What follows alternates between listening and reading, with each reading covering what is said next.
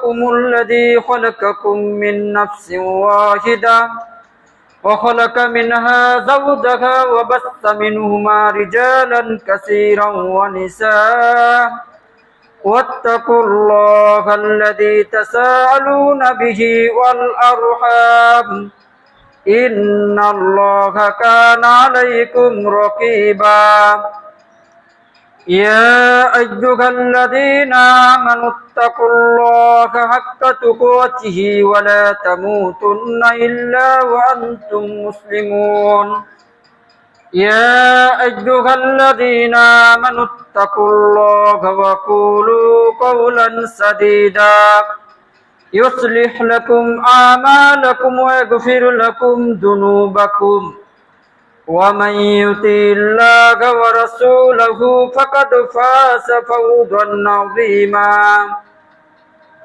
وبعد فأعوذ بالله من الشيطان الرجيم ما يلفظ من قول من لديه رقيب عتيد وبعد فأعوذ بالله من الشيطان الرجيم إنما المؤمنون إخوة فاصلحوا بين أخويكم وقال الله تعالى في موضع آخر ولا يغتب بعضكم بعضا إلى آخر الآية. عن أبي هريرة رضي الله تعالى عنه قال قال رسول الله صلى الله عليه وسلم كل المسلم على المسلم حرام دمه ماله وعرضه إلى آخر الحديث. عن نعمان بن بشير رضي الله تعالى عنه قال قال رسول الله صلى الله عليه وسلم ترى المؤمنين في تراحمهم وتوديهم وتعاطفهم كمثل الجسد إذا استكى عضوا استكى سائر جسده إلى آخر الحديث. عن أبي هريرة رضي الله تعالى عنه قال قال رسول الله صلى الله عليه وسلم أتدرون ما الغيبة قالوا الله ورسوله أعلم قال ذكرك أخاك بما يكره إلى آخر الحديث. উপস্থিত সম্মানিত মুসল্লিবৃন্দ, শুরুতে আল্লাহ সুবহানাহু ওয়া তাআলা দরবারে আবারও কৃতজ্ঞতা জ্ঞাপন করছি যেই আল্লাহ সুবহানাহু ওয়া তাআলা আমাদেরকে শত ব্যস্ততা বর্জন করে আজকে তার ইবাদত সালাতুল জুমা আদায় উপলক্ষে অত্র মসজিদে উপস্থিত হওয়ার তৌফিক দান করেছেন। সেই মহান আল্লাহ সুবহানাহু ওয়া তাআলার দরবারে সবাই কৃতজ্ঞতা জ্ঞাপনার্থে অন্তরের অন্তঃস্থল থেকে বলে আলহামদুলিল্লাহ। তারপরে পরে দরুদ পাঠ করি সেই মহান মানব নেতার প্রতি যার মাধ্যমে আমরা পেয়েছি ইসলাম নামক জীবন ব্যবস্থা, যেই মহান মানব নেতার মাধ্যমে আমরা পেয়েছি আল কোরআন, আমাদের জীবন পথ চলার গ্রন্থ আল কোরআনুল কারীম। যেই মহান মানব নেতার সুপারিশ ছাড়া আমাদের নাজাত সম্ভব নয়, সেই মহান মানব নেতার প্রতি দরুদ পাঠ করি। সকলেই বলি আল্লাহুম্মা সাল্লি আলাইহি আল্লাহুম্মা বারিক আলাইহি। সম্মানিত সুধী মণ্ডলী, আজকে আমি আপনাদের সম্মুখে কয়েকটি কোরআনুল কারীম থেকে কয়েকটি আয়াতের কিছু অংশ এবং রাসূল সাল্লাল্লাহু আলাইহি সাল্লামের অসংখ্য হাদিস হতে কয়েকটি হাদিস উপস্থাপন করেছি। সে আয়াত এবং হাদিসগুলোকে সামনে রেখে কিছু সংক্ষিপ্তভাবে আলোচনা করার চেষ্টা করব ইনশাআল্লাহ, মা তৌফিক ইল্লা বিল্লাহ। সম্মানিত সুধী মণ্ডলী, আজকে আলোচনার বিষয় শিরোনাম হিসেবে আমরা উল্লেখ করতে পারি আজকে মানুষ ফিতনা ফাসাদের সময়, আজকে ফিতনার যুগে ফিতনা কেন হয় তার মূল কারণ, তার প্রধান কারণ হচ্ছে মানুষের জবান নিয়ন্ত্রণ না থাকা, মানুষের মুখ কন্ট্রোল না থাকা। তাই আজকে আমরা বিষয় শিরোনাম হিসেবে বলতে পারি জবান নিয়ন্ত্রণে ইসলামের দৃষ্টিভঙ্গি কি। সেই সাথে আলোচনা করব আজকে সমসাময়িক একটি প্রেক্ষাপট, মুসলিম হয়েও আজকে কিছু মুসলিম, নামধারী মুসলিম মসজিদের উপর হামলা হয়, মসজিদের উপর আক্রমণ করে, সে বিষয়ে কিছু আলোচনা করার চেষ্টা করবো ইনশাআল্লাহ, মা তৌফিক ইল্লা বিল্লাহ। সম্মানিত সুধী মণ্ডলী, আজকে ফিতনার যুগে, আজকে আমরা এমন একটি যুগে বসবাস করছি কোনো জায়গায় যেন শান্তি নাই, প্রতিটি স্থানে অশান্তি রয়েছে। পরিবার থেকে শুরু করে পরিবার, সমাজ, রাষ্ট্র, প্রতিটি স্থানে যেন অশান্তি বিরাজ করছে। এই অশান্তি থেকে আমরা কিভাবে শান্তি পেতে পারি, আমরা কিভাবে সুখময় সমাজ ব্যবস্থা করতে পারি, সে বিষয়ে আলোচনা করতে গেলে আমাদের প্রথম যেটি বিষয় আমাদেরকে উপলব্ধি করতে হবে, সেই বিষয়টির নাম হচ্ছে মুখকে কন্ট্রোল করতে হবে, মুখকে নিয়ন্ত্রণ করতে হবে। ইসলাম যেভাবে আপনাকে কথা বলার অধিকার দিয়েছে সেইভাবে আপনাকে কথা বলতে হবে। ইসলাম যেখানে আপনাকে কথা বলতে নিষেধ করেছেন সেখানে আপনাকে কথা বলা বন্ধ রাখতে হবে। তাহলে একটি সুখী এবং সমৃদ্ধময় সমাজ গড়তে পারে। এর বিকল্প অন্য কোনোভাবে সুখ, শান্তি এবং সমৃদ্ধ সমাজ গড়তে পারে না, কখনোই এটি আশা করা যায় না। সম্মানিত সুধী মণ্ডলী, আল্লাহ রাসূল সাল্লাল্লাহু আলাইহি সাল্লাম এইরূপ সাহাবায়ে কেরামকে সামনে করে বসা আছেন। এমন অবস্থায় আল্লাহ রাসূল সাল্লাল্লাহু আলাইহি সাল্লাম গীবত অর্থাৎ মুখকে কন্ট্রোল করতে হলে কি থেকে মুখকে কন্ট্রোল করবেন? আজকের সমাজে মুখ কন্ট্রোল করার একটি মুখ যদি কন্ট্রোল না হয় তাহলে যে বিষয়টি সচরাচর হয়ে থাকে সেটি হচ্ছে গীবত, পরনিন্দা, পরচর্চা। এটি হচ্ছে প্রত্যেকটা মুসলিমের রন্দে রন্দে, প্রত্যেকটা মুসলিমের শিরায় উপশিরায় এই গীবত, পরনিন্দা, পরচর্চা বিস্তার লাভ করেছে। যার ফলে আজকে কোনো মানুষ, কোনো মুসলিম অন্য মুসলিম থেকে নিরাপদ নয়, একজন মুসলিম আরেকজন মুসলিম থেকে নিরাপদ থাকতে পারে না। এটাই হচ্ছে তার মূল কারণ, যে প্রত্যেকের মাঝে হিংসা, প্রত্যেকের মাঝে গীবত, প্রত্যেকের মাঝে পরনিন্দা, প্রত্যেকের মাঝে একে অপরের দোষ ত্রুটি তালাশ করা, অনুসন্ধান করা, এই বিষয়গুলো আমাদের মাঝে রয়েছে। সম্মানিত সুধী মণ্ডলী, আল্লাহ রাসূল সাল্লাল্লাহু আলাইহি সাল্লাম উপস্থিত সাহাবায়ে কেরামকে বলছেন হাদিসটি। তাহলে আমরা জানি গীবত কি। গীবত একটি কারণ, তো গীবতটা কি আল্লাহ রাসূল সাল্লাল্লাহু আলাইহি ওয়াসাল্লাম হাদিসের ভাষা দিয়ে আমরা জানবো। আমরা কোনো ব্যক্তির কওল দেয়া নয়, আল্লাহ রাসূল সাল্লাল্লাহু আলাইহি ওয়াসাল্লাম গীবতকে কিভাবে সংজ্ঞায়িত করেছেন সেই হাদিসটি আপনি দেখবেন সুনানুত তিরমিজির 1934 নম্বর হাদিস, সুনানে আবু দাউদের 4874 নম্বর হাদিস, সুনানে সহিহ মুসলিমের 2589 নম্বর হাদিস, মুসনাদে আহমদের 8985 নম্বর হাদিস। যদিও হাদিসের শিরোনামগুলো, হাদিসের নাম্বারগুলো বলতে উল্টা হলো, 1 নাম্বার বলতে হবে সহিহ মুসলিম, যেহেতু এটা সহিহ মুসলিমে এসেছে 1 নাম্বার সহিহ মুসলিম 2589 নম্বর হাদিস, 2 নাম্বার সুনানে আবু দাউদ 4874 নম্বর হাদিস, 3 নাম্বার জামিউত তিরমিজি বা সুনানুত তিরমিজির মাঝে 1934 নম্বর হাদিস, সুনান মুসনাদ আহমদে 8985 নম্বর হাদিস সহ আরো বিভিন্ন গ্রন্থে হাদিসটি এসেছে। আন আবি হুরায়রা রাদিয়াল্লাহু তাআলা আনহু ক্বালা রাসূলুল্লাহ সাল্লাল্লাহু আলাইহি সাল্লাম, প্রখ্যাত সাহাবী আবু হুরায়রা রাদিয়াল্লাহু তাআলা আনহু হতে বর্ণিত, তিনি বলেন রাসূল সাল্লাল্লাহু আলাইহি সাল্লাম উপস্থিত সাহাবায়ে কেরামকে জিজ্ঞাসা করলেন, ও আমার সাহাবায়ে কেরাম, তোমরা কি জানো আতাদরুনা মাল গীবত? গীবত কি জিনিস তোমরা কি জানো?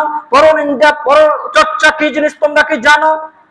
উপস্থিত সাহাবায়ে কেরাম বললেন, আল্লাহু ওয়া রাসূলুহু আলাম, আল্লাহ এবং তার রাসূলই ভালো জানেন, আমরা এই সম্পর্কে অবগত নই। আল্লাহ রাসূল সাল্লাল্লাহু আলাইহি সাল্লাম এরপর বলছেন, যিকরুকা আখাকা বিমা ইয়াকরাহু, তোমার ভাইকে এমন বৈশিষ্ট্যের মাধ্যমে অন্যের সামনে উপস্থাপন করা যেই বৈশিষ্ট্যের কথা তোমার মুসলিম ভাই যদি শুনে তাহলে সে অপছন্দ করবে, এরই নাম হচ্ছে গীবত। আপনি আপনার মুসলিম ভাইয়ের এমন কিছু ত্রুটি অন্য মানুষের সামনে আলোচনা করলেন যেই ত্রুটির কথা আপনার মুসলিম ভাই শুনলেন অপছন্দ করবে, এটার নামই হচ্ছে গীবত। আপনি আপনার মুসলিম ভাইয়ের এমন কিছু সমালোচনা করলেন যেই সমালোচনা ওই মুসলিম ভাই যদি শুনে তাহলে সে অপছন্দ করবে, সে মনের মাঝে কষ্ট পাবে, এটার নামই হচ্ছে গীবত। কিলা, আল্লাহ রাসূলকে প্রতি উত্তরে আবার জিজ্ঞাসা করা হলো, আফারাইতা ইন কানা ফি আখি মাকুল, হে আল্লাহ রাসূল, আমি যে ত্রুটির কথা, আমার ওই মুসলিম ভাইয়ের ত্রুটির কথা অন্য ব্যক্তির সামনে বলে থাকি, সেই ত্রুটি যদি বিদ্যমান ওই ভাইয়ের মাঝে থাকে তাহলে আপনার মতামত কি? অর্থাৎ আপনার একটা ত্রুটি আমি অন্য ব্যক্তিদের সামনে আলোচনা করছি, সেই ত্রুটি আপনার মাঝে রয়েছে, তাহলে কি গীবত হবে? আল্লাহ রাসূল সাল্লাল্লাহু আলাইহি সাল্লামকে এমন প্রশ্ন করলে আল্লাহ রাসূল সাল্লাল্লাহু আলাইহি সাল্লাম বললেন, ফাইন কানা ফি আখি ফাইন কানা ফিহি মাতাকুর ফাকাদিক তাবতাহু, তুমি যে কথা বলছো, যেই ত্রুটির কথা মানুষের সামনে বলছো, সেই ত্রুটি যদি আসলেই ওই মুসলিম ভাইয়ের মাঝে থাকে, তাহলে তুমি গীবত করলা। ওয়াইল্লাম এখন ফিহে, আর যদি যেই ত্রুটির কথা মানুষের সামনে বলে বেড়াচ্ছ, সেই ত্রুটি যদি মুসলিম ভাইয়ের মাঝে না থাকে, ফাকাদ বাহাত্তাহু, তাহলে তুমি তাকে মিথ্যা অপবাদ দিলে। সম্মানিত সুধী মণ্ডলী, আপনি কোন মুসলিম ব্যক্তির সম্পর্কে কারো সামনে যদি আলোচনা করেন, সেই দোষ ত্রুটির বিষয় যদি হয়ে থাকে, সেই ত্রুটি যদি মুসলিম ভাইয়ের মাঝে থাকে, আর আপনি ওই ত্রুটি আলোচনা করছেন, তাহলে আপনি গীবত করলেন। আর যদি না থাকে, তাহলে আপনি কি করলেন? আপনিও তাকে অপবাদ দিলেন, মিথ্যা অপবাদ দিলেন। সম্মানিত সুধী মণ্ডলী, আজকে আলোচনার বিষয় কিন্তু অনেক লম্বা, আমাদের সময় যদিও 1 ঘন্টা, তারপর আলোচনা শেষ হবে না। আমরা গীবত কেন মানুষ করে, গীবত করে কারণ কি? এই যে একজন আরেকজনের পরনিন্দা, পরচর্চা মানুষ কেন করে? করে লাভ কি? করে লাভ কিছুই নাই, কিন্তু করার কারণ কি? কারণগুলো আমরা 2-3টি কারণ জানবো। 1 নম্বর কারণ, হিংসা বিদ্বেষ পোষণ করা। মানুষ একজন মানুষের ভালো আরেকজন মানুষ দেখতে পারে না। যখনই দেখে যে ও ভালো কিছু করছে, তখন তার হিংসা বিদ্বেষ পোষণ করা শুরু করে দেয়। এই জায়গা থেকে গীবত, মানুষ গীবতে, পরনিন্দায়, পরচর্চায় মত্ত হয়ে পড়ে, ব্যস্ত হয়ে পড়ে। অথচ আল্লাহ রাসূল সাল্লাল্লাহু আলাইহি ওয়াসাল্লাম আজ থেকে 1500 বছর আগে ঘোষণা দিয়ে গেছেন। সহিহুল বুখারীর 6064 নম্বর হাদিস, সহিহ মুসলিমের 2564 নম্বর হাদিস ও অসংখ্য হাদিস গ্রন্থে এসেছেন। আন আবি হুরায়রা রাদিয়াল্লাহু তাআলা আনহু قال قال رسول الله সাল্লাল্লাহু আলাইহি সাল্লাম, আবু হুরায়রা রাদিয়াল্লাহু তাআলা আনহু হতে বর্ণিত, তিনি বলেন রাসূল সাল্লাল্লাহু আলাইহি সাল্লাম বলেছেন, লা তাহাসাদু, ও মুসলিম উম্মাহ, ও আমার সাহাবায়ে কেরাম, ও আমার উম্মত, লা তাহাসাদু, তোমরা পরস্পরের মাঝে হিংসা পোষণ করো না। লা তাহাসাদু ওয়ালা তানাজাসু ওয়ালা তাবাগাজু ওয়ালা তাদাবারু, ও মুসলিম সমাজ, তোমরা পরস্পরের প্রতি হিংসা বিদ্বেষ করবে না, পরস্পরের গোয়েন্দাগিরি করবে না, পরস্পরের বিরুদ্ধাচরণ করবে না, কেউ একজন আরেকজনের শত্রুতা পোষণ করবে না। আমার নবী মুহাম্মদ সাল্লাল্লাহু আলাইহি সাল্লাম আজ থেকে 1450-1500 বছর আগেই ঘোষণা দিয়ে গেছেন, একটি শান্তিপূর্ণ সমাজ কিভাবে গঠন হবে তার নমুনা এটি একটি, যে কেউ কারো প্রতি হিংসা করবে না, কেউ কারো দোষ ত্রুটি তলাশ করে বেড়াবে না, কেউ কারো বিরুদ্ধাচরণ করবে না, কেউ কারোর সাথে শত্রুতা পোষণ করবে না। যদি এই নীতিগুলো আমরা অনুসরণ করতে পারি, তাহলে আমাদের সমাজে শান্তি ফিরে আসবে। এর বিকল্প কোনোভাবেই সমাজে শান্তি ফিরে আসতে পারে না। সম্মানিত সুধী মণ্ডলী, শুধু এখানে শেষ নয়, আল্লাহ রাসূল সাল্লাল্লাহু আলাইহি সাল্লাম এই হাদিসের মধ্যে বলছেন, ওয়ালা ইয়াবিবাদুকুম আলা তাইয়িবাত, তোমাদের কোনো ভাই যেন অন্য কোনো মুসলিম ভাইয়ের ক্রয় বিক্রয়ের উপর ক্রয় বিক্রয় না করে। আপনি বাজারে একটা জিনিসের দাম করছেন, ওইখানে যে আপনি একটা দাম করছেন, আপনার উপর বেশি দাম দিয়ে আরেকজন নিয়ে চলে যাচ্ছে, তখন কি হবে? আপনার তার উপর একটু রাগ হবে। এই রাগ থেকে তার সাথে একটা শত্রুতা তৈরির সৃষ্টি হবে, সূচনা হবে।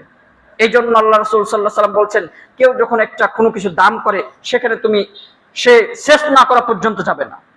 সে দাম করে হয় ক্রয় করে নেবে, আর না হলে পরে ছেড়ে দিয়ে আসবে, তখন আপনি যে বেশি দাম দিয়ে নিয়ে আসেন, আপনার টাকা বেশি আছে নিয়ে আসেন।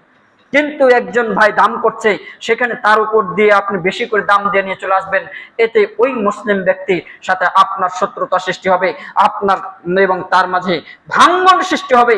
এটি আল্লাহ রাসূল সাল্লাল্লাহু আলাইহি সাল্লাম নিষেধ করেছেন। শুধু এখানে শেষ নয়, আল্লাহ রাসূল সাল্লাল্লাহু আলাইহি সাল্লাম বলেন, কুনু ইবাদাল্লাহি ইখওয়ানা, ও মুসলিম উম্মাহ, তোমরা জেনে রাখো, তোমরা সকল মুসলিম ভাই, কুনু ইবাদাল্লাহি ইখওয়ানা, তোমরা আল্লাহর বান্দা, সকলেই ভাই ভাই হয়ে যাও। তোমরা মুসলিম, আল মুসলিম আখুল মুসলিম, একজন মুসলিম আরেকজন মুসলিমের ভাই। সুতরাং একজন মুসলিমের সাথে আরেকজন মুসলিমের বৈশিষ্ট্য, যেই বৈশিষ্ট্য হওয়া দরকার, সেই বৈশিষ্ট্য তোমরা গ্রহণ করো। আল্লাহ রাসূল সাল্লাল্লাহু আলাইহি ওয়াসাল্লাম বলছেন, আল মুসলিম আখুল মুসলিম, লা ইউগলিমুহু ওয়ালা ইয়াখদুলুহু ওয়ালা ইয়াহকিরুহু, আত-তাকওয়া হাহুনা, ইউশিরু ইলা সাদরিহি সালাসান। আল্লাহ রাসূল সাল্লাল্লাহু আলাইহি ওয়াসাল্লাম বলছেন, একজন মুসলিম আরেকজন মুসলিমের ভাই যেহেতু, সুতরাং একজন মুসলিম আরেকজন মুসলিমের প্রতি জুলুম করতে পারে না। একজন মুসলিম আরেকজন মুসলিমকে তুচ্ছ তুচ্ছ ভাবতে পারে না, একজন মুসলিম আরেকজন মুসলিমকে অপমান করতে পারে না, একজন মুসলিম আরেকজন মুসলিমকে অপদস্থ করতে পারে না, কোন মুসলিমের মানহানি করতে পারে না। আল্লাহ রাসূল সাল্লাল্লাহু আলাইহি ওয়াসাল্লাম বলছেন তাকওয়া আল্লাহর ভয় এখানে, অতএব তোমরা আল্লাহকে ভয় করো। এই বুকের দিকে ইশারা করে আল্লাহ রাসূল 3 বার বুকের দিকে ইশারা করে বললেন তাকওয়া এখানে, আল্লাহ ভীতি এখানে, তোমরা আল্লাহকে ভয় করো। তুমি যদি আল্লাহকে ভয় করো তাহলেই তোমার মাধ্যমে সমাজে শান্তি বিরাজ করবে, সমাজে শান্তি সৃষ্টি হবে, নচেত শান্তি সৃষ্টি হতে পারে না। তোমার মাঝে যদি আল্লাহর ভয় না থাকে, তোমার মাঝে যদি তাকওয়া না থাকে, তাহলে সমাজে ফাটল সৃষ্টি হবে, পরিবারে ফাটল সৃষ্টি হবে, ব্যক্তি জীবনে ফাটল সৃষ্টি হবে, সর্বত্রই ফাটল সৃষ্টি হবে, সর্বত্রই অশান্তি বিরাজ করবে। সম্মানিত সুধী মণ্ডলী, অথচ আল্লাহ রাসূল সাল্লাল্লাহু আলাইহি ওয়াসাল্লাম কি বলছেন? এই হিংসা বিদ্বেষ নিষেধ করে বরং একজন মানুষ আরেকজন মানুষের সাথে কিভাবে সুসম্পর্ক বজায় রাখবে সে বিষয়ে আল্লাহ রাসূল সাল্লাল্লাহু আলাইহি ওয়াসাল্লাম সুনান তিরমিজির 2509 নম্বর হাদিসে বলছেন, আন আবি দারদা রাদিয়াল্লাহু তাআলা আনহু قال قال রাসূলুল্লাহ সাল্লাল্লাহু আলাইহি সাল্লাম, আবু দারদা রাদিয়াল্লাহু তাআলা আনহু হতে বর্ণিত, তিনি বলেন রাসূল সাল্লাল্লাহু আলাইহি সাল্লাম বলছেন, আলা উকবিরকুম, ও আমার সাহাবায়ে کرام, ও মুসলিম উম্মাহ, আলা উকবিরকুম, তোমাদেরকে কি এমন বিষয়ে সংবাদ দেব না, বিআবজালামিন দারাজাতি সিয়াম ওয়া সালাত ওয়া সাদাকাত, সিয়াম, সালাত, সাদকা, নামাজ, রোজা, দান, খয়রাত, এগুলোর চেয়েও উত্তম বিষয় সম্পর্কে কি তোমাদেরকে অবগত করব না? এগুলোর চেয়ে উত্তম বিষয় কিছু আছে? কি বলছেন? আলা উকবিরুকুম বিআবজালা মিন দারাজাতি সিয়ামি ওয়াস সালাতি ওয়াস সাদাকাতি, ও মুসলিম উম্মাহ, তোমাদেরকে কি সালাত, সিয়াম, সাদাকার চেয়ে উত্তম বিষয় সম্পর্কে জানাবো না, অবগত করব না? ক্বালু বালা, তারা বললেন হ্যাঁ বলেন। আল্লাহ রাসূল সাল্লাল্লাহু আলাইহি সাল্লাম বললেন সলহু জাতুল বাইন, যে পরস্পরের মাঝে সুসম্পর্ক বজায় রাখাটা হচ্ছে এর চেয়ে উত্তম, পরস্পরের মাঝে সুসম্পর্ক বজায় রাখা এর চেয়ে উত্তম। ফাইন্না ফাসাদা জাতুল বাইন হিয়াল হালিকা, কারণ পরস্পরের মাঝে সম্পর্ক নষ্ট হওয়াটা যেন দিনকে নষ্ট করা, দিনকে ধ্বংস করা। যদি আপনার সাথে আমার সম্পর্ক থাকে, সুসম্পর্ক থাকে, তাহলে আমরা চেষ্টা করব সমন্বিতভাবে কিভাবে দিনের কাজ করা যায়, কিভাবে দিনের আল্লাহর কালেমাকে, আল্লাহর পতাকাকে উড্ডয়ন করা যায়। কিন্তু আমার সাথে যদি আপনার বিরোধ থাকে, আমার সাথে যদি আপনার বিরোধ থাকে, আপনার সাথে আরেকজনের সাথে যদি বিরোধ থাকে, তাহলে কে আল্লাহর পতাকা উড্ডয়ন করবে, কে দিনের কাজ করবে? এই যে মসজিদ, এর আগেও আমি খুতবা দিয়ে গেছি, কিন্তু মসজিদের আলহামদুলিল্লাহ হয়েছে। আমার মনে হয় আপনাদের আরো সংঘবদ্ধ থাকা দরকার, সংঘবদ্ধ আরো যদি মজবুত অবস্থানে যদি থাকেন, তাহলে এই মসজিদ এইভাবে থাকার কথা না, আরো মজবুত অবস্থানে থাকতে হবে। আশা করি মজবুত অবস্থানে আছেন। তারপরও সবাই মিলে যদি চেষ্টা করা হয়, ওই যে একটা কথা বলে না যে 10-এর লাঠি 1-এর বোঝা, একজন মিলে যদি চেষ্টা করে তাহলে একরকম হবে, আর 10 জন মিলে যদি চেষ্টা করে তাহলে একরকম হবে। এই একটা মসজিদ করতে যায় যদি 10 জন মিলে চারিদিক থেকে কিভাবে কালেকশন করা যায়, কিভাবে মসজিদটাকে করা যায়, এই চেষ্টা যদি 10 জন মিলে করে, তাহলে দেখবেন যে মসজিদটা সহজেই হয়ে যাচ্ছে। আর 2-1 জন মিলে যদি চেষ্টা করে, তাহলে তারা তাদের সাধ্য মতো করলো। কিন্তু 10 জন 20 জন মিলে যখন প্রত্যেকের পরিচিত ব্যক্তির কাছ থেকে যখন বলবে যে ভাই আমাদের এখানে একটা মসজিদ হচ্ছে, সালাফি আকীদার কোরআন এবং সহিহ হাদিস, সহিহ সুন্নাহ ধারক বাহকদের জন্য একটি মসজিদ হচ্ছে, এই মসজিদটি আমাদেরকে গড়তে হবে। আপনি আপনার পরিচিত একজন ব্যক্তিকে বললেন, আরেক ভাইয়ের পরিচিত ব্যক্তিকে বললেন, আরেক ভাইয়ের পরিচিত ব্যক্তিকে বললেন, এইভাবে 20 জন ব্যক্তি যদি 20 জায়গা থেকে কিছু কিছু করে নিয়ে আসে, তাহলে দেখবেন মসজিদ অনেকটা উন্নত হয়ে গেছে। কিন্তু যদি ওই 2-3 জনের উপর ছেড়ে দেন, তখন তারা শুধু তাদের পরিচিত গুলোকে বললেন, তারা তাদের টাকাটি নিয়ে এসে কাজ করলেন। তা আমি মনে করি এখানে যারা উপস্থিত রয়েছেন প্রত্যেককেই এই ভূমিকা পালন করা উচিত। সম্মানিত উপস্থিতি, 1 নাম্বার শেষ করলাম গীবত করার কারণ, 1 নাম্বার কারণ হিংসা পোষণ করা, হিংসা বিদ্বেষ। 2 নাম্বার কারণ আল মাইল আল গজব, অর্থাৎ রাগ, ক্রোধ এবং প্রতিশোধ গ্রহণের প্রবণতা থেকে গীবত করা হয়। একটা বিষয় নিয়ে রাগ করছে, রাগ করে কারোর সাথে রাগ হয়েছে কোনো একটা বিষয় নিয়ে, তখন অন্য সামনে যা এর সমালোচনা করতে শুরু করে দিলেন। কেউ আপনাকে কোনো কটাক্ষ করে কিছু বলেছেন, তার প্রতিশোধ স্বরূপ আপনি আবার অন্য জায়গায় যে তার বদনাম করতেছেন, তাই না? এটাই হচ্ছে গীবত। আল্লাহ রাসূল সাল্লাল্লাহু আলাইহি ওয়াসাল্লাম এর উপর একটি হাদিসটি সহিহুল বুখারীর 3282 নম্বর হাদিস, সহিহ মুসলিমের 2586 নম্বর হাদিসে এসেছে। এছাড়া আরো বিভিন্ন গ্রন্থে এসেছে। হাদিসটি হচ্ছে আন সুলাইমান ইবনে সুরাদ রাদিয়াল্লাহু তাআলা আনহু قال كنت جالسا مع النبي صلى الله عليه وسلم। সুলাইমান ইবনে সুরাদ রাদিয়াল্লাহু তাআলা আনহু হতে বর্ণিত, তিনি বলছেন আমি নবী সাল্লাল্লাহু আলাইহি সাল্লামের সাথে বসা ছিলাম, এমত অবস্থায় রাজুলান ইস্তাব্বানি, দুইজন ব্যক্তি গালাগালি করতে শুরু করলো। একজন ব্যক্তি আরেকজন ব্যক্তিকে গালি দিচ্ছে, এইরূপ শুরু হলো। তো ফাদুহুমা ইহমাররা ওয়াজহুহু, দুইজনই পরস্পরকে গালি দিচ্ছে। এরপর এই গালি দেওয়া দিয়ে করতে করতে একটা পর্যায়ে একজনের চেহারা একবারে লাল বিবর্ণ হয়ে গেল, এমনকি তার রগগুলো ফুলে যাচ্ছে। রাগের কারণে চেহারা, শরীরের, হাত পায়ের যে রগ আছে, রগগুলো পর্যন্ত ফুলে যাচ্ছে। তো ফাকালা নবী সাল্লাল্লাহু আলাইহি সাল্লাম, আল্লাহ নবী মুহাম্মদ সাল্লাল্লাহু আলাইহি সাল্লাম বলছেন, ইন্নী লা আ'লামু কালিমাতান লাউ ক্বালাহা যাহাবা মা ইয়াজিদ মিন আনহু। বলছে আমি এমন একটা শব্দ জানি, এমন একটা বাক্য জানি, যদি এই ব্যক্তিটা ওই শব্দ বা ওই কালেমা, ওই বাক্যটা বলে, তাহলে সে যে পর্যায়ে পৌঁছেছে সে পর্যায়টা দূর হয়ে যাবে। অর্থাৎ তার এত ভীষণ রাগ হয়েছে, ওই রাগটা দূর হয়ে যাবে। কি? আল্লাহ রাসূল সাল্লাল্লাহু আলাইহি সাল্লাম বলে দিলেন যে আউযু বিল্লাহি মিনাশ শাইতান।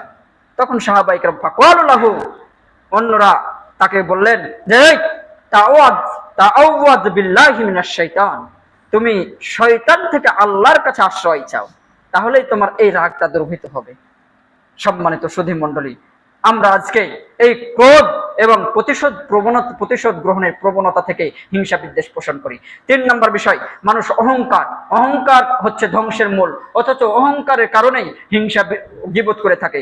যদি কারো একটু বেশি কিছু হয়ে যায়, তখন অহংকার করে অন্যের সমালোচনায় ব্যস্ত থাকে। অথচ আল্লাহ সুবহানাহু ওয়া তাআলা বলছেন, অহংকার করতে আল্লাহ সুবহানাহু ওয়া তাআলা বলছেন, ওয়ালা তামসি ফিল আরদি মারাহা, তোমরা জমিনে অহংকার করে চলিও না।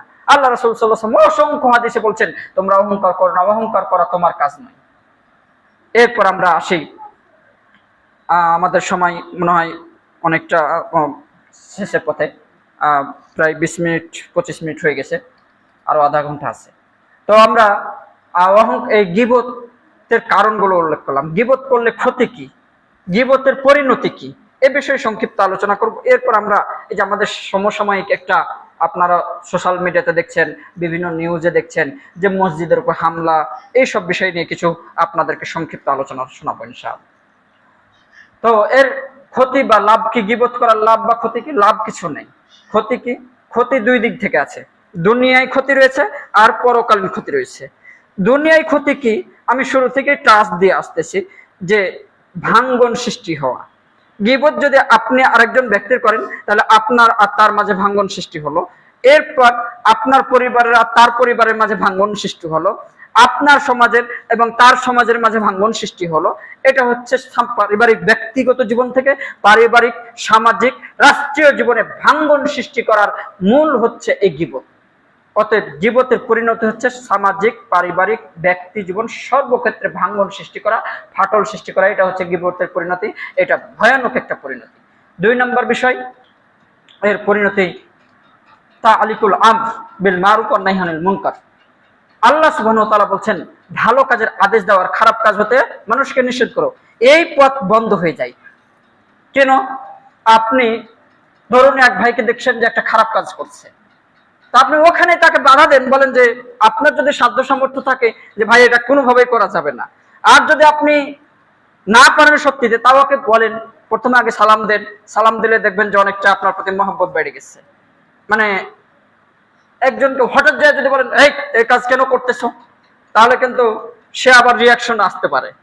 কিন্তু আপনি যায় যদি বলেন, সালাম দেন প্রথমে, তারপর ভাই কেমন আছেন, ভাই এই কাজটা মনে হয় ঠিক হয় না, তখন দেখবেন যে অনেকটা সে নরম সুরে কথা বলবে। তা আপনাকে সিস্টেম ফলো করতে হবে। আপনি সেখানে যে বোঝার চেষ্টা করেন, এটা হচ্ছে আপনার দায়িত্ব। কিন্তু আপনি এটা না করে ওখানে একটা খারাপ কাজ করতে দেখছেন, আপনি ওই দোকানে যে বলছেন আরে জানো অমুক এই কাজ করতেছে, তার সমালোচনা করতে শুরু করলেন। তাহলে আপনি যেখানে আপনার উচিত ছিল যে মানুষকে ভালো কাজের আদেশ দেওয়া আর খারাপ কাজ থেকে বিরত রাখার চেষ্টা করা, সেখানে আপনি সেটা না করে আপনি তার সমালোচনা করছেন, আপনি নিজের কাঁধে গুনাহকে চাপিয়ে নিচ্ছেন। এটা হচ্ছে আপনার ফলাফল। 3 নম্বর বিষয়, এখানে আপনি দুই দিক থেকে বলবো বলেছি যে 1 নম্বর হচ্ছে দুনিয়াবি আর 2 নম্বর হচ্ছে একবারে মরার পরে শাস্তি। এগুলো হচ্ছে দুনিয়াবি পরিণতি। আর একটা পরিণতি আছে যে দুর্গন্ধ পর্যন্ত ছড়ায়, গীবত যে করে বেড়ায় এর দুর্গন্ধ পর্যন্ত সমাজে ছড়ায়, মানুষের মাঝে ছড়ায়। তো আপনি বুঝবেন না, আপনি কি বুঝবেন? আপনার সম্মান মর্যাদা মানুষ কিভাবে মূল্যায়ন করে সেটা আপনাকে বুঝতে হবে। এখন আপনার সম্মান মর্যাদাই যদি না থাকে তাহলে আপনি সম্মান মর্যাদার কদরই কি বুঝবেন? তো আপনার এগুলো থাকতে হবে, আপনাকে উপলব্ধি করার মতো আপনার বোধ শক্তি থাকতে হবে, তাহলে আপনি পারবেন। আমরা এর পরের বিষয়ে যে পরকালীন শাস্তি কি, তো পরকালীন শাস্তি সম্পর্কে 3টে পয়েন্ট বলে আমি অন্য আলোচনাতে যাব। 1 নম্বর পয়েন্ট, কবরের শাস্তি। কবরের শাস্তি সম্পর্কে আপনারা হাদিস পড়েছেন। আলহামদুলিল্লাহ এই মসজিদে বিভিন্ন জায়গা থেকে নতুন নতুন খতিবদের কাছ থেকে আপনারা আলোচনা শুনেন, আশা করি যে অনেক ভালো ভালো আলোচনা শুনতে পান। তো এই হাদিসটা শুনেছেন, তারপরে আমি শুধু জাস্ট স্মরণ করিয়ে দেওয়া যে বিষয়গুলো আলোচনা করছি আজকে আমি আপনাদের এখানে খুতবাতে দাঁড়িয়ে অনেকগুলো হাদিস বলেছি, শেষ পর্যন্ত আরো অনেকগুলো হাদিস বলবো। তো আল্লাহ রাসূল সাল্লাল্লাহু আলাইহি ওয়াসাল্লাম 2টা কবরের পাশ দিয়ে যাচ্ছেন, মাররা আলা কবরাইন, 2 কবরের পাশ দিয়ে যাচ্ছে লেগে আল্লাহ রাসূল বললেন যে ইন্নাহুমা লা ইউআদাবান, এই কবর দুইটাতে শাস্তি দেওয়া হচ্ছে। ওয়া মা ইউআদাবান ফি কাবীরিন, কিন্তু বড় কোনো অপরাধের কারণে শাস্তি দেওয়া হয় না। কিসের কারণে? বলছেন যে একজন হচ্ছে ফাআদুমা লা ইস্তাতিরু আন বাউলিহি, যে একজন তার পেশাব থেকে নিজেকে রক্ষা করতো না, পেশাব করে ধৌত করতো না বা ঢেলা ব্যবহার করতো না, এইরূপ অবস্থায় রেখে দিত, পেশাব থেকে সচেতন থাকতো না, পেশাব থেকে নিজেকে নিজেকে বাঁচিয়ে রাখতো না। আর ওয়াম্মাল আখার, আর দ্বিতীয় ব্যক্তি ফাকানা এমসি বিন নামিমা, এর কথা ওকে লাগায় বেড়াইতো, চগলখড়ি করে বেড়াইতো, গীবত করে বেড়াইতো, পরনিন্দা করে বেড়াইতো। এই জন্য কবরে শাস্তি দেওয়া হচ্ছে। আপনাকে যখনই রেখে আসবে আপনার আত্মীয় স্বজন, তখনই ওই যে মুনকার নাকি 2 জন আসবে, এসে জিজ্ঞাসা করে, তখন থেকে কিন্তু শাস্তি শুরু হয়ে যাবে। 2 নম্বর বিষয়, আপনি গীবত করে অন্যের বোঝা নিজের উপর চাপিয়ে নেওয়া। গীবত করে মানুষ অন্যের বোঝা নিজের উপর চাপিয়ে থাকে, অন্যের পাপের বোঝা নিজের কাঁধে চাপিয়ে নেয়। গীবত করার মাধ্যমে এটি হচ্ছে পরকালীন পরিণতি। এই মর্মে একটি হাদিস সহিহ মুসলিমের 2581 নম্বর হাদিস, আন আবি হুরায়রা রাদিয়াল্লাহু তাআলা আনহু قال قال رسول الله صلى الله عليه وسلم আতাদরুনা মাল মুফলিস। প্রখ্যাত সাহাবী আবু হুরায়রা রাদিয়াল্লাহু তাআলা আনহু হতে বর্ণিত, তিনি বলেন রাসূলুল্লাহ সাল্লাল্লাহু আলাইহি সাল্লাম উপস্থিত সাহাবায়ে কিরামকে বলছেন, আতাদরুনা মাল মুফলিস, ও আমার সাহাবায়ে কিরাম, তোমরা কি জানো অসহায় ব্যক্তিকে, তোমরা কি জানো নিঃস্ব ব্যক্তিকে?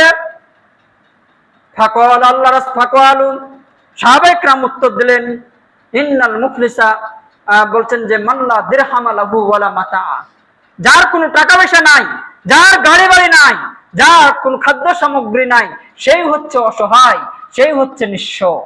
আল্লাহ রাসূল সাল্লাল্লাহু আলাইহি সাল্লাম বলছেন, তোমরা শোনো, ইন্নাল মুফলিসা মিন উম্মতি ইয়াউমাল কিয়ামাহ ইয়াতি বিসিয়ামিন ওয়া সালাতিন ওয়া যাকাতিন ওয়া সাদাকাতিন ওয়ায়াতি কদ সাতামা হাজাম ওয়ায়াতি কদ সাতামা হাজাম ওয়া কদ ফাহাজাম ওয়া সাফাকা দামা হাজাম ওয়া আকালা মাল হাজাম ওয়া দারাবা হাজাম। আল্লাহ রাসূল সাল্লাল্লাহু আলাইহি সাল্লাম বলছেন, ও আমার সাহাবায়ে কিরাম, তোমরা যে সংজ্ঞা দিয়েছো, অসহায় ব্যক্তি পরিচয় দিয়েছো, সেটি সঠিক নয়। যে টাকা পয়সা নাই, গাড়ি বাড়ি নাই, সেই ব্যক্তি অসহায়, সেই ব্যক্তি নিঃস্ব। প্রকৃতভাবে সেই ব্যক্তি নিঃস্ব নয়। কোন ব্যক্তি নিঃস্ব? ইন্নাল মুফলিসা মিন উম্মতি ইয়াউমাল কিয়ামাহ, কিয়ামতের দিন আমার উম্মতের মধ্যে ওই ব্যক্তি নিঃস্ব, ওই ব্যক্তি অসহায়। কোন ব্যক্তি? ইয়াতি বিসিয়ামিন ওয়া সালাতিন ওয়া সাদাকাতিন ওয়া যাকাতিন, যেই ব্যক্তি আমার নিকট উপস্থিত হবেন, সালাত আদায় করেছেন, সিয়াম পালন করেছেন, যাকাত দিয়েছেন, সদকা আদায় করেছেন, সদকা দিয়েছে, এই অবস্থায় আমার নিকট উপস্থিত হবে, কিন্তু তার বিপক্ষে, তার বিরুদ্ধে তার বিরুদ্ধে অভিযোগকারীরা উপস্থিত হবে, এই বলে উপস্থিত হবে, হে আল্লাহ, এই ব্যক্তি আপনার এই বান্দা কিয়ামত দিন দুনিয়াতে সালাত আদায় করেছেন, যাকাত দিয়েছেন, সাদকা করেছেন, সিয়াম আদায় করেছে, সব কিছু ঠিক আছে, কিন্তু কদ সাতামা হাজা, আমাকে গালিগালাজ করেছে। আরেকজন বলবে কদ সাফাকা দামা হাজা, এ আমার রক্তপাত করেছে, অন্যায়ভাবে আমাকে আমার রক্তপাত করেছে। আরেকজন বলবে অকদ কদা ফাহাজা, আমাকে অপবাদ দিয়েছে। অকদ জরাবা হাজা, আরেকজন এসে বলবেন হে আল্লাহ, আপনার এই বান্দা আমাকে প্রহার করেছে। তখন কি করবেন? তখন ফায়ুতা হাদা মিন হাসানাতিহি ওয়া হাদা মিন হাসানাতিহি ফাইন ফানিয়াত হাসানাতুহু ক্বাবলা আইয়ুকদিয়া মা আলাইহি উখিদা মিন খতায়াহুম ফাতুরিহাত আলাইহি সুম্মা তুরিহা ফিন্নার। রাওয়াহু মুসলিম।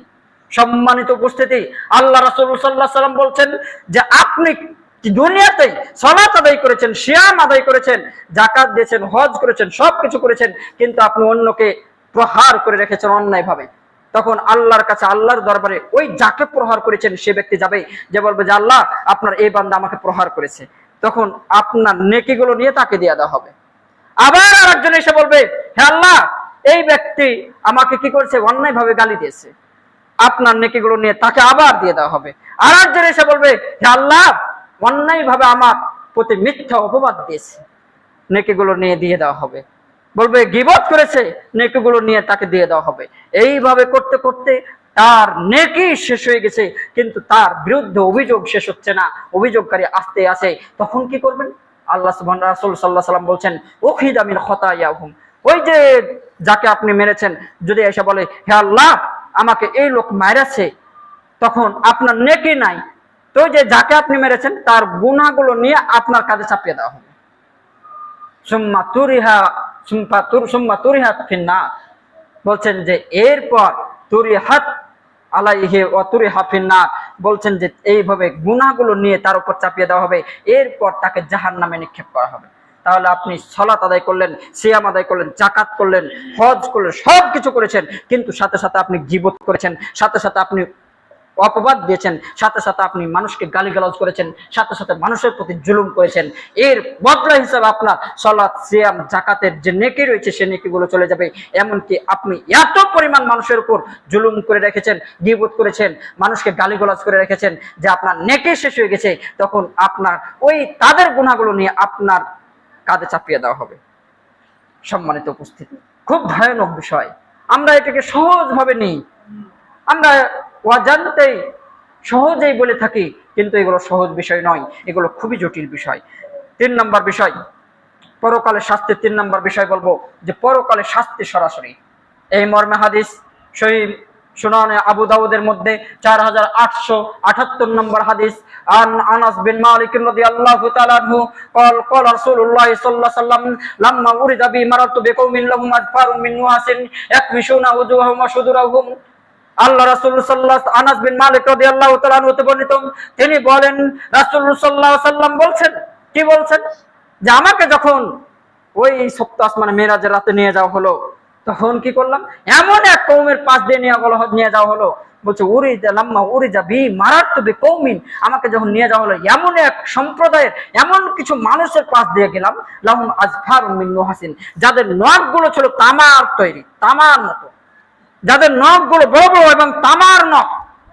কি করছে, ইয়াকমিসুনা উজুহাহুম ওয়া সুদুরহুম, তারা তাদের নখ দিয়ে মুখমণ্ডলকে এভাবে আঁচড়াচ্ছে, বুককে এভাবে আঁচড়াচ্ছে এবং বস্তুগুলোকে ছিঁড়ে বুককে বিকৃত করে ফেলতেছে। আল্লাহ রাসূল সাল্লাল্লাহু আলাইহি ওয়াসাল্লাম বলছেন যে এরা কারা, এই যে যারা নিজের মুখকে আঁচড়িয়ে গোস্তকে তুলে ফেলে বিকৃত করে দিচ্ছে, বুককে আঁচড়িয়ে গোস্তকে উঠিয়ে বিকৃত করে ফেলছে, এই লোকগুলো কারা? জিবরাইল বলছেন যে এরা হচ্ছে ওই সকল লোক যারা ইয়াকুলুনা লাহুমান নাস, যারা মানুষের গোশত ভক্ষণ করত, দুনিয়াতে যারা মানুষের গোশত ভক্ষণ করতো, দুনিয়াতে মানুষের গোশত ভক্ষণ করতো মানে দুনিয়াতে যারা একজন মানুষ আরেকজন মানুষের গীবত করতো, আল্লাহ সুবহানাহু ওয়া তাআলা পবিত্র কোরআনুল কারীমের সূরা হুজরাতের 12 নম্বর আয়াতে 49 নম্বর সূরা নম্বর 49 নম্বর সূরা নাম হুজরাত আয়াত নম্বর 12 আল্লাহ সুবহানাহু ওয়া তাআলা বলেন, ওয়ালা ইয়াকতাব বা'দুকুম বা'দা, তোমাদের একজন আরেকজনের জন্য গীবত না করে, তোমাদের কেউ কারো জন্য গীবত না করে। আইয়ুহিব্বু আহাদুকুম আইয়াকুলা লাহমা আখিহি মাইতান ফাকারিহতুমুহু ওয়াত্তাকুল্লাহ। আল্লাহ সুবহানাহু ওয়া তাআলা বলছেন, তোমরা কি পছন্দ করো তোমাদের মৃত্যু ভাইয়ের গোশত ভক্ষণ করতে? অর্থাৎ গীবত যদি করো তাহলে সেটা মৃত্যু ভাইয়ের গোশত খাওয়াই হয়। তো মানুষের গোশত খাওয়া, আল্লাহ রাসূল সাল্লাল্লাহু আলাইহি ওয়াসাল্লামকে জিবরাইল বললেন যে ওই যে মুখকে আঁচাচ্ছে, বুককে আঁচাচ্ছে, এটা শাস্তি। এরা হচ্ছে ওই সকল লোক যারা মানুষের গীবত করত। সম্মানিত সুধীমণ্ডলী, এখন পরিশেষে আপনাকে এ বিষয়ে এগুলো থেকে রক্ষা পাবেন কিভাবে, তার এগুলো আসলে অনেক লং আলোচনা, কিন্তু আমি 2-3টা করে পয়েন্ট বলে যাচ্ছি কিভাবে রক্ষা পাবেন। 1 নম্বর হচ্ছে তাকওয়া, মানে এইগুলো থেকে রক্ষা পাওয়ার উপায় কি? তাকওয়া অর্জন করতে হবে।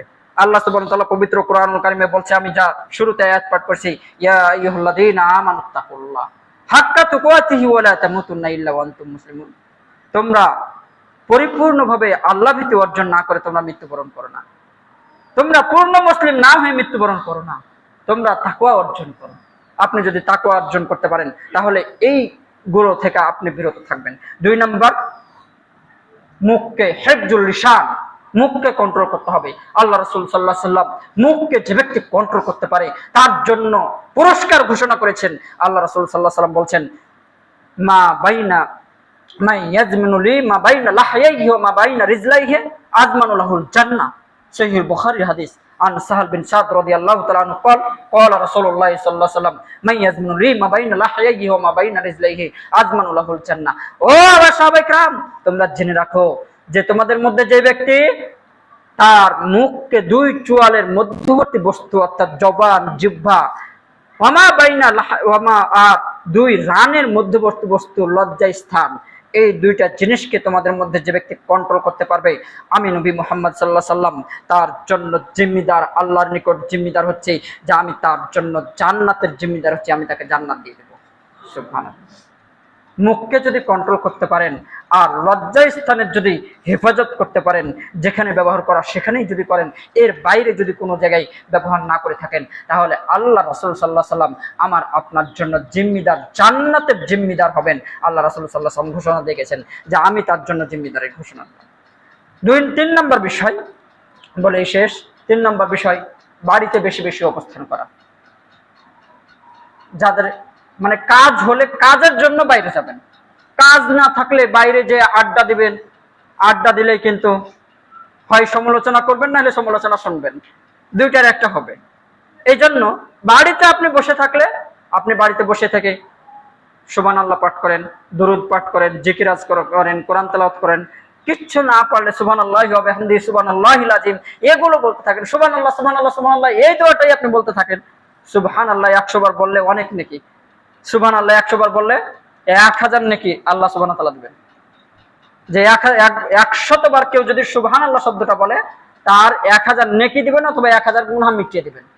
তা আপনি আল্লাহ দেওয়ার জন্য বসে আছেন, আর আপনি না নিয়ে আপনি গুনাহ কিভাবে কামাবেন সেই জন্য আপনি দৌড়িয়ে বেড়াচ্ছেন, তাহলে হলো? তো দেখুন, আল্লাহ রাসূল সাল্লাল্লাহু আলাইহি ওয়াসাল্লামকে উকবা বিন আমির রাদিয়াল্লাহু তাআলা আনহু নামে একজন সাহাবী, তিনি বলছেন যে ইয়া রাসূলুল্লাহ, মান নাজাত, মুক্তি কিসে, সফলতা কিসে?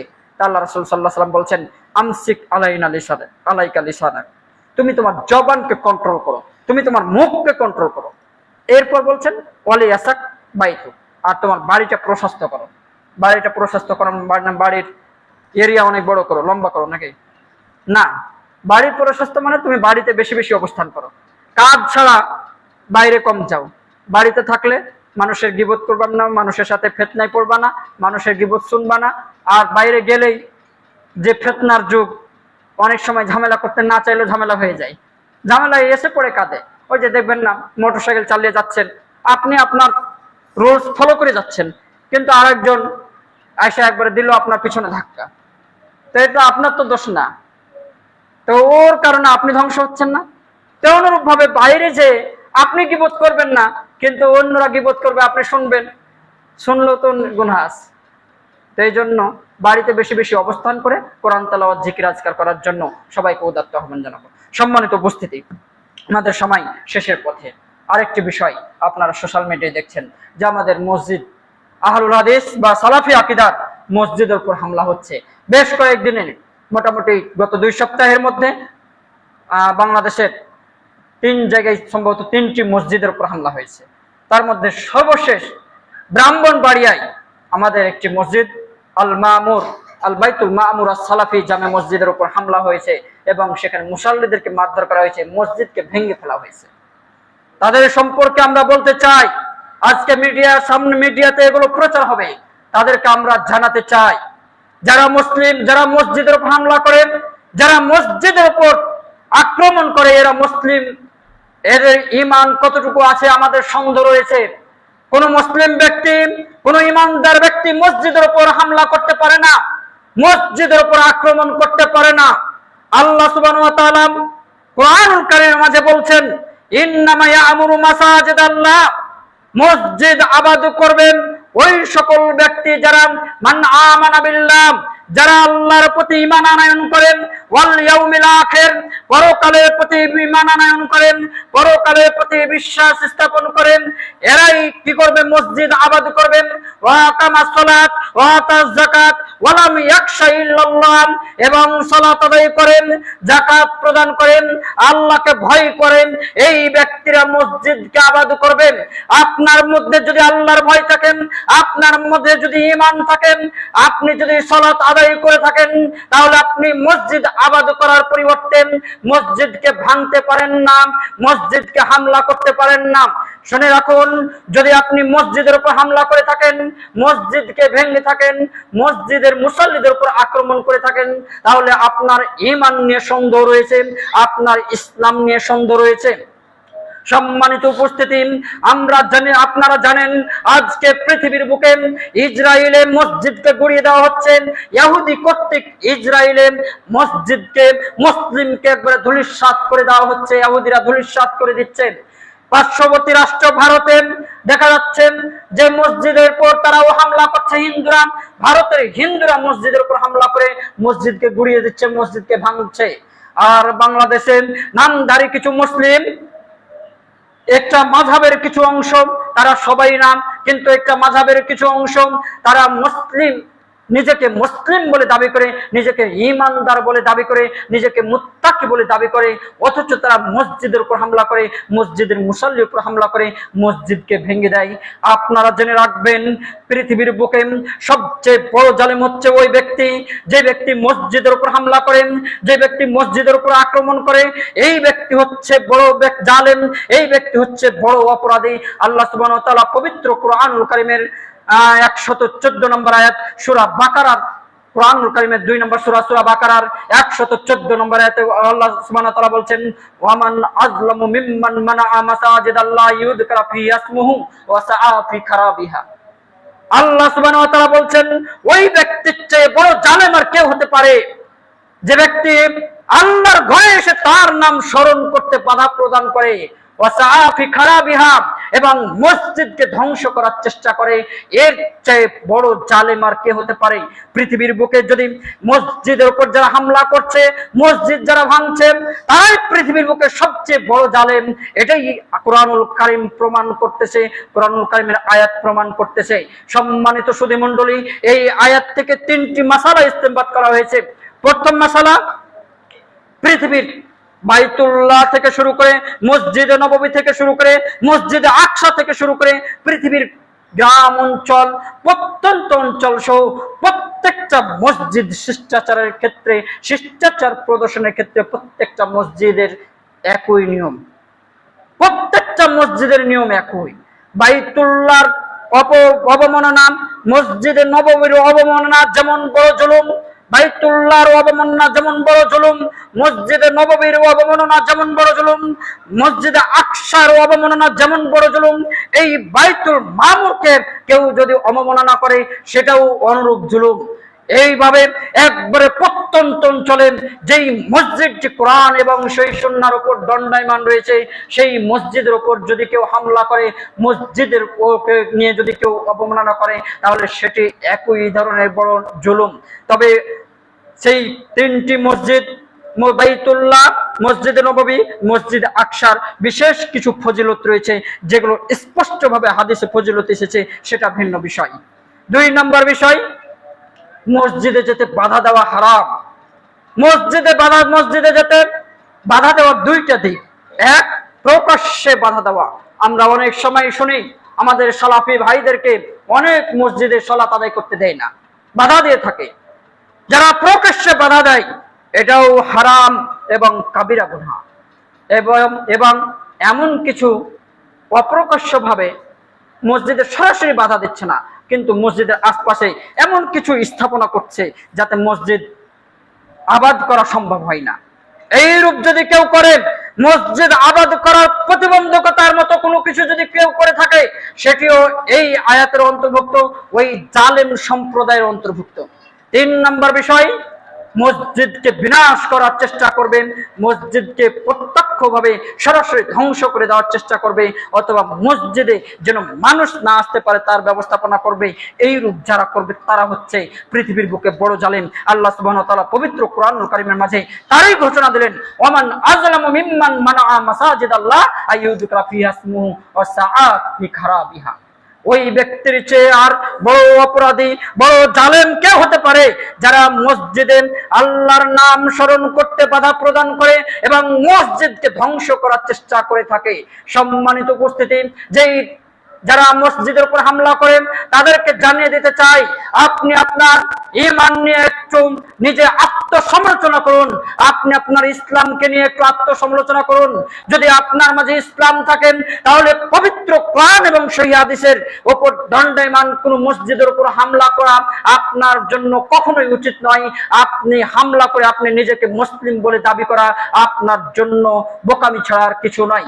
সম্মানিত উপস্থিতি, সেই তাদেরকে আমরা এটাও জানিয়ে দিতে চাই, আমাদের প্রত্যেকটা আহলুল হাদিস বা সালাফি মসজিদ পবিত্র কোরআনুল কারীম এবং সহিহ সুন্নাহর উপর প্রতিষ্ঠিত। এর জ্বলন্ত প্রমাণ আপনারা দেখবেন আমাদের প্রত্যেকটা ভিডিও খুতবা রেকর্ড হয়। আপনারা দেখবেন আমরা যে বক্তব্য দিই, বক্তব্যতে কোরআন হাদিসের বাইরে, আহলুল হাদিস সালাফির কোন মসজিদে কোরআন হাদিসের বাইরে অন্য কোনো আলোচনা পাই না। কোরআন এবং সহিহ হাদিসের আলোচনা হয়ে থাকে। তাহলে কোরআন এবং সহিহ হাদিসের আলোচনায় যদি আপনার মূল প্রতিপাদ্য হয়, যদি আপনার লক্ষ্য উদ্দেশ্য হয়ে থাকে, তাহলে এই যেই স্থানে কোরআন এবং সহিহ হাদিস আলোচনা হয়, সেই স্থানকে, মসজিদ নামক স্থানকে, আল্লাহর ঘর মসজিদ নামক স্থানকে আপনি ধ্বংস করতে চান কেন? আপনি ধ্বংস করতে কিভাবে পারেন? আপনি আপনার ইসলামকে নিয়ে চিন্তা করবেন, আপনি আপনার ঈমানকে নিয়ে চিন্তা করবেন। সম্মানিত উপস্থিতি, আমরা প্রত্যেক আমাদের ফিলিস্তিন, গাজা সহ ভারত সকল মুসলিম ভাইদের পর নির্যাতিত নিপীড়িত মুসলিম ভাইদের জন্য আমরা দ্বিতীয় খুতবায় দোয়া করব। বারাকাল্লাহু হুনা ওয়াল ফিল কুরআনিল আযীম ওয়া নাফা'না ওয়া ইয়্যাকুম বিল আয়াতি ওয়া যিকরিল হাকীম ইন্নাহু তাআলা জাওয়াদুন কারীমুম মালিকুম রাউফুর রহিম।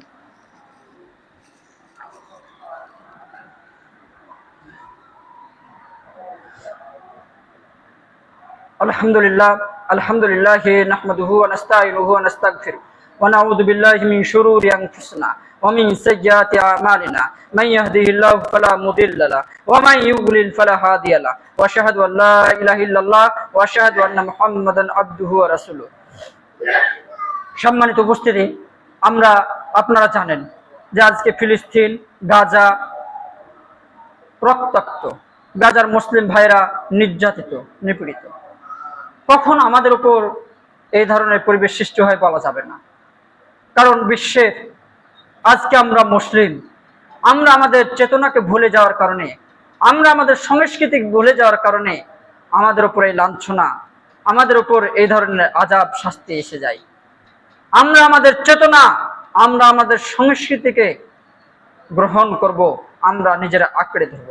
আমাদের সংস্কৃতি ইসলাম, আমাদের সংস্কৃতি পবিত্র কোরআনুল কারীম এবং রাসূল সাল্লাল্লাহু আলাইহি ওয়াসাল্লামের দেওয়া নির্দেশনাই হচ্ছে আমাদের সংস্কৃতি। এগুলো গ্রহণ করার পরিবর্তে যদি আমরা অমুসলিমদের কৃষ্টি কালচার, অমুসলিমদের সংস্কৃতি গ্রহণ করি, তাহলে আমাদের উপর লাঞ্ছনা নেমে আসবে। আল্লাহ সুবহানাহু ওয়া তাআলা পবিত্র কোরআনের মাঝে বলছেন, ওয়াইন তুতিউল্লাযীনা ইয়া আইয়ুহাল্লাযীনা আমানু ইন তুতিউল্লাযীনা কাফারু ইয়ারুদ্দুকুম আলা আকাবিকুম ফাতানকালিবু খাসিরিন। সূরা আল ইমরানে 149 নম্বর আয়াত সম্ভবত। আল্লাহ সুবহানাহু ওয়া তাআলা বলছেন, হে ঈমানদারগণ, তোমরা যদি ইন তুতিউল্লাযীনা কাফারু, তোমরা যদি কাফেরদের অনুসরণ করো, তোমরা যদি কাফেরদের সভ্যতা গ্রহণ করো, যে ওই যে মেসি কিভাবে চুল কাটতেছে, চুলের স্টাইল করতেছে সেটা নিয়ে ব্যস্ত, কিভাবে সে হাঁটতেছে সেটা নিয়ে ব্যস্ত, মুসলিম রাষ্ট্রগুলো কোন কালচার গ্রহণ করছে সেটা নিয়ে আপনি ব্যস্ত, তাহলে জেনে রাখুন আল্লাহ সুবহানাহু ওয়া তাআলাই বলছেন, ইয়ারুদ্দুকুম আলা আকাবিকুম, তোমাদেরকে পশ্চাতে ঠেলে দিবে, ফাতানকালিবু খাসিরিন, পরিণামে তোমরা কি হবে? ক্ষতিগ্রস্ত হবে। তা আপনারা ক্ষতিগ্রস্ত, আমরা মুসলিম জাতি ক্ষতিগ্রস্ত কখন হব? যখন আমরা আমাদের সংস্কৃতিকে ভুলে যাব, মুসলিমদের সংস্কৃতি ভুলে গিয়ে কাফের, বেদুইন, অমুসলিমদের সংস্কৃতি গ্রহণ করব। আজকে দেখবেন একজন, আমি আলোচনা যেহেতু করলাম যে মুসলিম, একজন মুসলিম আরেকজন মুসলিমের সাথে সুসম্পর্ক বজায় থাকবে কিভাবে, সুসম্পর্ক বজায় থাকার ফজিলতটাও বর্ণনা করলাম হাদিসের আলোকে। হাদিসটা হয়তো কোনোদিন শুনছেন কিনা জানি না, হাদিসটা বলে দিলে আরেকবার বলে দিচ্ছি, অনেকে হয়তো শুনেনি। যে আবু দারদা রাদিয়াল্লাহু তাআলা আনহু বর্ণিত, তিনি বলছেন, রাসূল সাল্লাল্লাহু আলাইহি ওয়াসাল্লাম বলছেন যে, আলা উকবিরুকুম বিআফজালা মিন দারাজাতিস সিয়ামি ওয়াস সালাতি ওয়াস সাদাকাতে, রোজা, নামাজ, সদকার চেয়ে উত্তম বিষয় সম্পর্কে কি তোমাদেরকে বলে দেব না? তো সাহাবায়ে কেরাম বললেন, হ্যাঁ বলে দেন। তো বললেন যে, তোমাদের মধ্যে সুসম্পর্ক বজায় রাখাটা এর চেয়ে উত্তম, কেননা সুসম্পর্ক নষ্ট হওয়াটা দিনকে নষ্ট হওয়ার শামিল।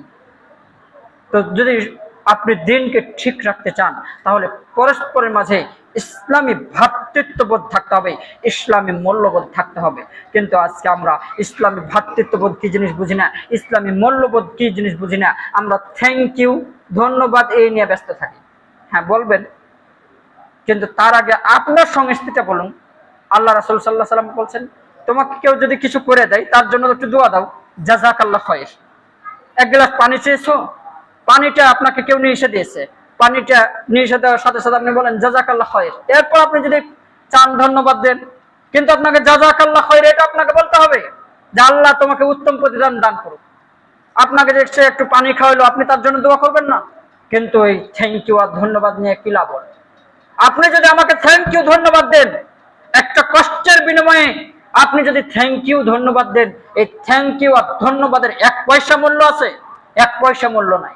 কিন্তু আপনি যদি আমাকে বলেন জাযাকাল্লাহু খায়রান, আল্লাহ আপনাকে উত্তম প্রতিদান দান করুক, তাহলে আমার উপকার রয়েছে। আপনাকে যে আমি কষ্ট করে একটু পানি দিলাম, এর প্রতিদান আল্লাহ আমাকে নেকি দিবেন। আমি চাই আপনার কাছ থেকে দোয়া, আপনি চান আমার কাছ থেকে দোয়া, কিন্তু এর পরিবর্তে থ্যাংক ইউ আর ধন্যবাদ এগুলো কি? ওই জন্য কেউ কেউ বলে যে থ্যাংক ইউ এর মুখে লাথি মারো। কখন বলবে? যখন আপনি এটাকে কালচার হিসেবে গ্রহণ করে নেবেন, তখন তো বলতে বাধ্য। কিন্তু আপনি আপনার কালচার আগে রাখুন, এরপর বাকি কিছু করুন। কিন্তু আপনার কালচার আপনি ভুলে যে আপনি অন্যের কালচার নিয়ে ব্যস্ত, আপনি ইহুদির কালচার নিয়ে ব্যস্ত, হিন্দু ধর্মের কালচার নিয়ে ব্যস্ত, নাসারারা কি করছে, খ্রিস্টান কি করছে সেই কালচার নিয়ে ব্যস্ত, আর আপনি নিজেকে মুসলিম বলে দাবি করেন। এটি কখনো আপনার মাঝে শোভা পায় না। সম্মানিত উপস্থিতি, পরিশেষে আবার সবারই জন্য আমাদের ফিলিস্তিন, গাজা এবং ভারত সহ বিশ্বের বিভিন্ন স্থানে, বাংলাদেশ সহ বিশ্বের বিভিন্ন স্থানে যে স্থানে মুসলিম ভাই বোনেরা নির্যাতিত হচ্ছে, আল্লাহ তাদেরকে রক্ষা করুন, সকলে বলে আল্লাহুম্মা আমিন। আল্লাহ সুবহানাহু ওয়া তাআলার কাছে দোয়া করি, আল্লাহ সুবহানাহু ওয়া তাআলা ফিলিস্তিনে যেন আল্লাহ সুবহানাহু ওয়া তাআলা প্রত্যক্ষ সাহায্যের মাধ্যমে সেই ইসরায়েলকে ধ্বংস করে দেয়, ইসরায়েলের সেনাবাহিনী ইসরায়েলকে যেন ধ্বংস করে দেয়, সেই ইহুদি গোষ্ঠীকে যেন আল্লাহ ধ্বংস করে দেন এবং মুসলিম জাতিকে যেন রক্ষা করেন, মুসলিম জাতিকে যেন হেফাজত করেন, সকলে বলে আল্লাহুম্মা আমিন। অনুরূপভাবে ভারতে যে মুসলিম ভাইরা নির্যাতিত হচ্ছে, তাদেরকেও যেন আল্লাহ সুবহানাহু ওয়া তাআলা রক্ষা করেন, সকলে বলে আল্লাহুম্মা আমিন। বাংলাদেশ সহ বিশ্বের প্রতিটি মুসলিমকে কোরআন হাদিস অনুযায়ী জীবনযাপন করার তৌফিক দান করুন, সকলে বলে আল্লাহুম্মা আমিন। পরিশেষে এর আগে যখন আসছিলাম তখনও বলে গেছিলাম যে আপনারা বেশি বেশি নেকি অর্জন করবেন। হয়তো বেশি বেশি নেকি অর্জন করার চেষ্টা করবেন। হয়তো ভবিষ্যতে যদি কোনো সময় আসি, আপনাদের একটা বিষয় বলবো যে অল্প কথায় বেশি নেকি, অল্প কথায় বেশি নেকি কিভাবে সে বিষয়গুলো বলবো। তো আমরা আর